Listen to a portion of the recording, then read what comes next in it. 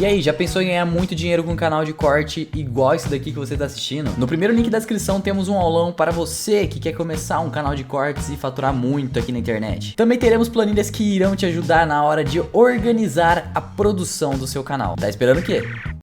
É impressão minha que a Rússia não tá usando muito poderio aéreo nessa guerra? Então, parte do que ela não está conseguindo é pelo que o Marcos falou. Porque tem uma simetria de pequenas tecnologias, baterias antiaéreas, o Javelin, outros, uma Os espécie... Stingers, né? Os Stingers, que é um lançador portátil, que, você vai decolar um avião de um custo da Força Aérea e ser atingido por um cara carregando uma bazuca, né? Isso é complicado. E, assim, não obteve o domínio do espaço aéreo, aí... Tá com medo, né? Tá com receio. Não vou botar em risco isso daqui. Mas quando pode, ele tá bombardeando as cidades. Sim, tá derrubando tudo, tá destruindo tudo. Então, a Rússia não conseguiu colocar essa coordenação de uma estrutura de guerra de grande escala. E, assim, eu acho que foi aquele time grande que vai jogar com um time pequeno e falar, eu vou entrar em campo e já vou fazer 5 gols no primeiro tempo. É isso. Foi a impressão que eles tinham.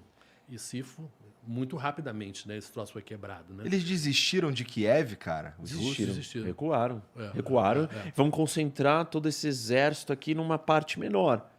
Parece mais sensato, dado o tamanho do território e o tamanho das forças que eles levaram pra lá. E não só isso, e pelo apoio local. De fato, o leste, Donetsk, onde teve o jogo da seleção, o Shakhtar Donetsk, que é o time de futebol, Shakhtar quer dizer mineiro, né? Porque aquela região é riquíssima em minas. E era uma região muito importante para a economia ucraniana. Então, eles não pegaram aquilo ali só porque tinha russo. Pegaram também porque vale grana, né? Então, o que eles estão tentando agora, Mariupol, que é essa cidade, que é juntar a Crimeia com essa região de Donetsk e de Luhansk. Uma ponte terrestre. E ficar com todo esse leste e sudeste, digamos assim, Tem e a pegar ver o com o que litoral. tu me contou da outra vez que você veio, que é de ter um acesso pro... Terrestre. Criar uma ponte, assim, uma linha terrestre que conecta a Rússia com a Crimeia, que pegando essa costa ali. Já fizeram a ponte, mas agora eles vão ter todo esse lado direito, olhando no mapa, né, do país, ficariam com eles.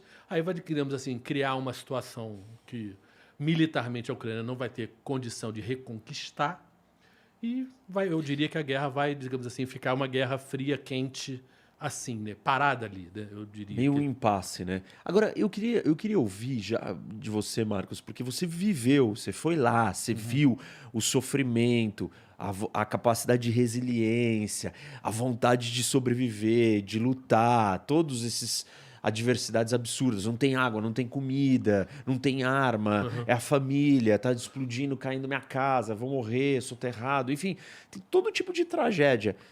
O espírito ucraniano de resistência foi uma marca dessa capacidade de conseguir aguentar um tranco de uma máquina muito maior. Você viveu várias guerras. Como é que é esse espírito? Ele tá ali, ele nasce, você começa a ver a adversidade, fala, eu não vou morrer, eu vou lutar, por que eu não fujo? O que você assistiu ao longo de todas as guerras que você já participou de perto? As guerras são muito diferentes, né? A guerra pior é a guerra civil, né? É você dentro do teu país, digamos assim, o irmão com o irmão, o primo com o primo. Quer dizer, essa é a guerra que é mais brutal. Os árabes até dizem isso. É preferível 30 anos, eles têm um ditado disso, 30 anos de desgraça do que um dia de guerra civil. Agora, o Napoleão dizia uma coisa legal, que ele falava o seguinte, olha, guerra é 3 vezes mental, 1 vez física. Quer dizer, o mental é o fundamental num soldado, né? E um país invadido, você recupera uma coisa muito básica. Eles estão entrando na tua casa. Eles estão querendo, estão atacando a tua família. Você vai para uma coisa muito primitiva do ser humano, né? Do homem, aí nesse caso, quer dizer, dessa coisa de você defender o teu território, né? Vamos pensar em futebol. Aquela coisa mais estranha, né? Por que tão difícil você ganhar na casa do outro, né? Qual é a vantagem? Porque, afinal de contas, são 11 contra 11, tá ali o campo. O campo é o mesmo, tem o mesmo tamanho. Os caras estão na arquibancada, não vão entrar lá, mas por que se ganha? É tão difícil ganhar na casa do outro? Porque existe, de fato, dentro da gente um sentimento de possessão de território que é uma coisa que é real psicologicamente. Isso vale para o esporte, muito mais ainda para uma guerra, entendeu? Então, no caso da Ucrânia, que era uma sociedade realmente muito dividida entre o pessoal pró-russo e pró-ucraniano, o pessoal... Se você voltar para trás para a União Soviética era uma união, né, de um monte de países, né? Que depois viraram países, mas eram tratados como coisas à parte, né? E os russos, que eram sempre a maioria, mandavam russos para tudo quanto é lugar. Então, Cazaquistão tinha um monte de russo. Letônia, por exemplo, dos 3 países bálticos, né? Letônia, Estônia e Letônia. Letônia, 1/3 é russo. Mesmo, porque eles mandavam o pessoal mandar. Então, na Ucrânia tem, de fato, muita gente russa, pró-russa e de origem russa. Então, nas eleições, se você via as eleições antes de tudo acontecer, a coisa era muito rachada sempre. Era muito meio a meio. E então não é do As nada. eleições do Zelensky também foram assim meio a meio? pra Não. caralho? O Zelensky foi totalmente Ele diferente. já ganhou já de um jeito maior. Não, por quê?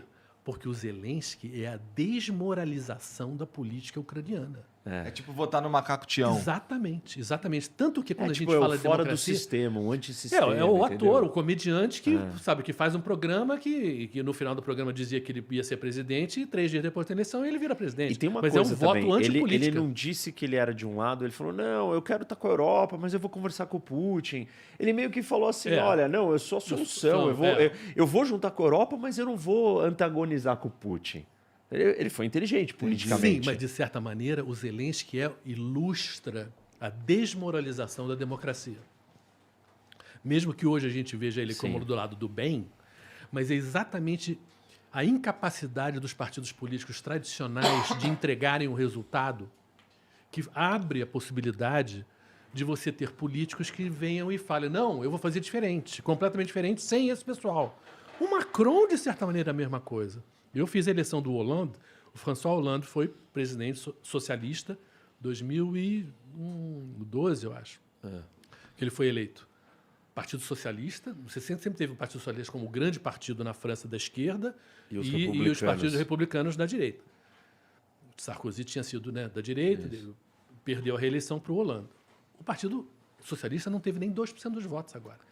O Macron, que foi ministro do Hollande, veio com uma carteirada dando eu vou ser diferente, criou um partido novo com a carteirada do agora a nossa política vai ser diferente. O que é isso? Um movimento mundial isso, né? A gente teve Isso é mundial, mas exatamente. esse dado, olha que interessante. Em 17, esse número de socialistas e republicanos deu uns 20 e poucos % dos votos. Agora, a soma dos dois, dos socialistas com os republicanos, 6,5%. Ou seja, acabaram, os partidos tradicionais ruíram.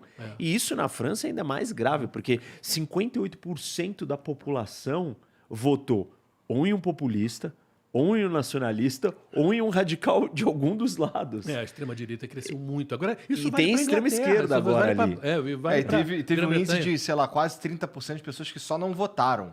Também a abstenção foi muito grande. Que é quase que na França, uma das assim, maiores da história, né? E isso é preocupante num momento onde a Europa está unida e supostamente o problema é externo. Então, internamente, a gente não tinha que ter essa divisão. Isso é um sinal, e a eleição da França vai dar um recado para o mundo. Eu não sei como que você está enxergando, porque se a França mudar, o que a Le Pen está falando, né?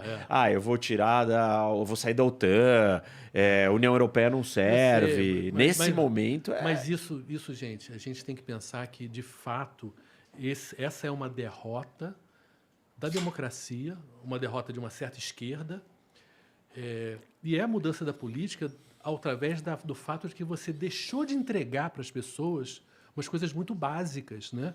Que é emprego, trabalho. Quer dizer, a globalização de um lado e a tecnologia do outro acabaram com muitos empregos. Então você tem isso, é um fenômeno no mundo.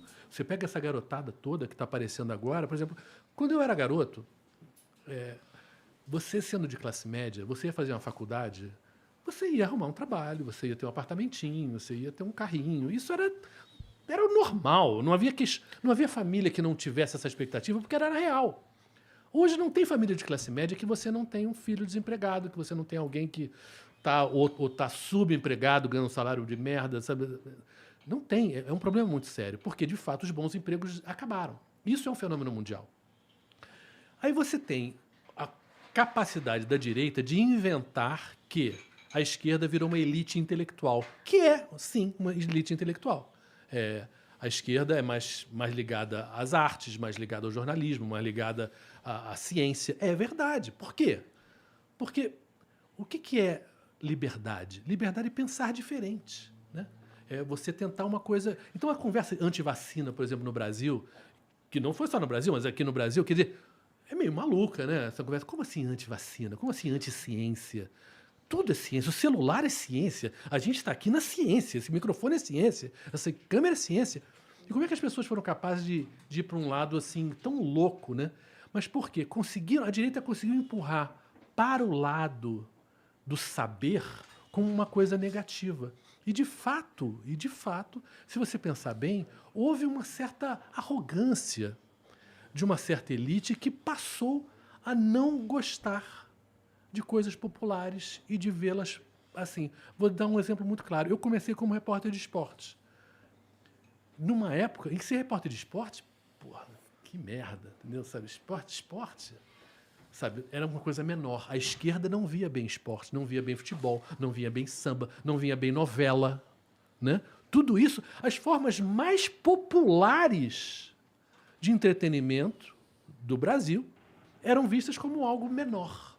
Então, de fato, a esquerda intelectual, o saber, foi se colocando num certo altar, que foi aproveitado pela direita para dizer esses caras aqui não te representam. E, de certa maneira, era verdade. Não representa mesmo. E por isso, então, você vê na França, lugares que eu fiz a eleição, em que ninguém votava ainda partido comunista, não era nem socialista. Agora estão votando extrema-direita. Por quê? Porque o discurso da Marine Le Pen é um discurso de recuperar França para os franceses, sabe? Aquela coisa xenófoba contra imigrantes, que os imigrantes estão roubando o teu emprego. Show de bola. Mas esse discurso na esquerda E no Brexit francesa, na Grã-Bretanha foi isso. Então, mas esse discurso da extrema esquerda na França, ou esse eleitor da extrema esquerda na França, agora ele vai votar em quem? Na extrema direita também. Não, ele não vai a extrema votar esquerda na França. Não, a extrema esquerda na França continuou extrema esquerda. Continuou, mas agora no segundo turno. Hã? Tô dizendo no segundo turno. Entre Macron e a Le Pen, eles tendem muito mais a ir com a Le Pen. Não. Isso não. As pesquisas estão dizendo que a maioria. É tipo 2/3, 1/3. As pesquisas estão dizendo que. E eu acho assim, estou falando pela minha experiência da eleição lá atrás. Quer dizer, o pessoal de esquerda, entre uma extrema-direita, prefere Macron. Por isso que eu acho que a Le Pen nunca vai ser eleita, porque eu acho que a França, com todos os problemas da França, ela vai sempre preferir a terra do liberdade, igualdade e fraternidade. Quer dizer, sim. Porra, se a França partir para a extrema-direita, acabou o mundo. Apaga a luz, porque realmente acabou.